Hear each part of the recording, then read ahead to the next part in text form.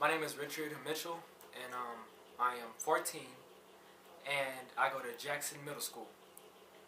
When I first came to Abundant Life, it was like last year, I think, in like before October. The person who invited me was JT Vongor. He would always say, "Hey, pass out these little cards saying, man, come to my church, come to my church," and I'm like, hey, I just want to see what the church was, because I never I've been to church all my life. Like I was like going to church, stopping, going to church, stopping, and like so I thought it would be a good idea, to go to church for by myself. I really didn't tell I told my dad where I was going, because he knew. I mean, going to church, what's bad about going to church, and I thought that he would have a problem, from it being like from 7 to 9 o'clock, but he had a problem. The first time I went, this church was doing a car bash. Like we got a big old hammer and bash your car, good way, monsters. You bring as many as people as you can. I first came, my mom was said come for the fun, but then as I started to realize I'm at church, dude. Like I'm at church. Like why would I come for the fun? I want to come for God. So when I went, everybody was like act like family. They really even knew me. Yeah, I was being accepted. When Pastor James first got on top of that car and started preaching, I felt something like, is this the place? Because like what he's saying is true, and what he's saying comes from God. And I felt it in my heart that what he was saying was right.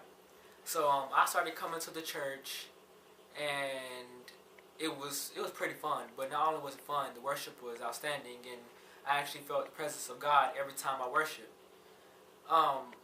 After that first 2 months, I stopped coming because I started going away from God. When I stopped going away from God, everybody was like, "Oh, where's Richard at? Where's Richard at?" JT would come to school every day. Man, you got to come back to the school. You got to come back. I mean, you got to come back to this church, this youth group, because we miss you, man. And then I wasn't listening. I started doing my own little thing.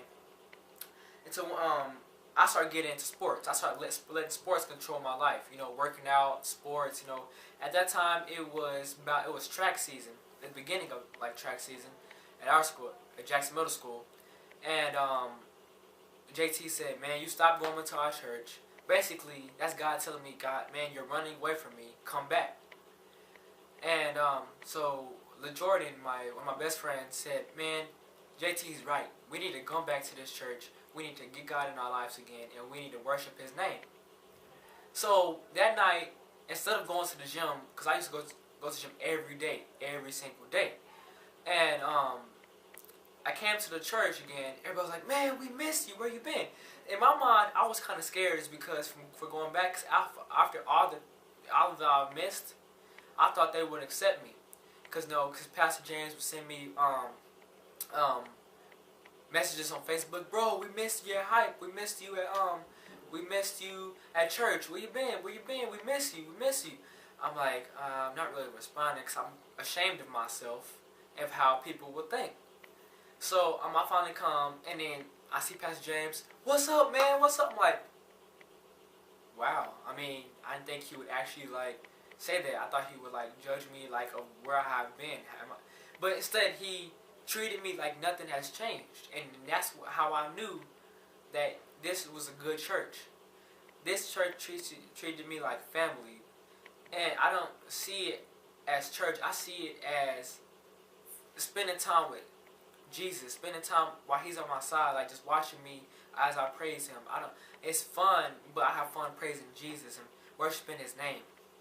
And this has changed my life by getting me closer to God, and getting me closer to what's right, getting me closer to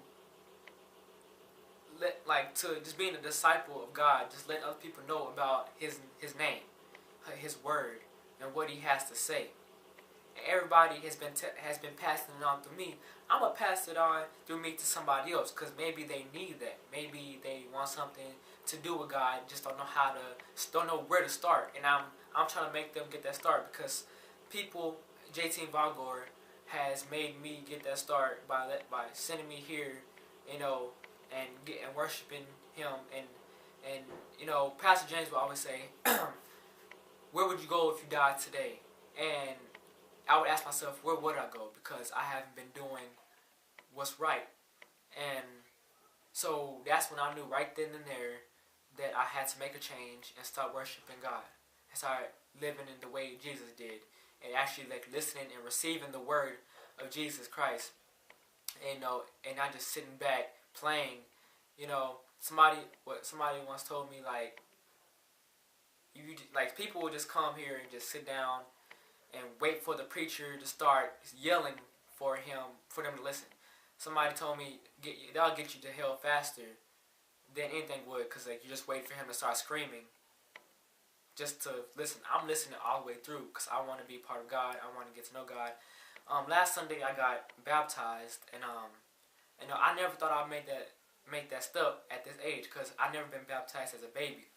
And my dad was proud of me, and you know, I got him to come to a church and everything. Pastor James was happy.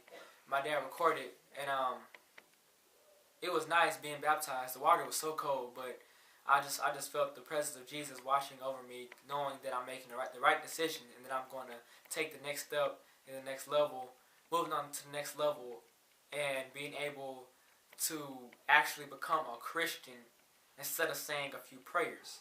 And that's what I love about, you know, this church. They give the kids the opportunity to actually succeed and becoming a Christian, and knowing what a Christian is and what they do and how to follow the footsteps of Jesus.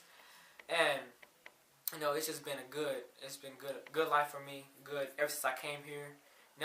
Everything that's been bad in my life, like ever since I've been coming here, like there's barely been any. But if like there's a problem at school or at home, I know that I'm doing something wrong, or either Jesus is testing my faith, and I'm going to keep on having faith throughout my whole life, no matter what.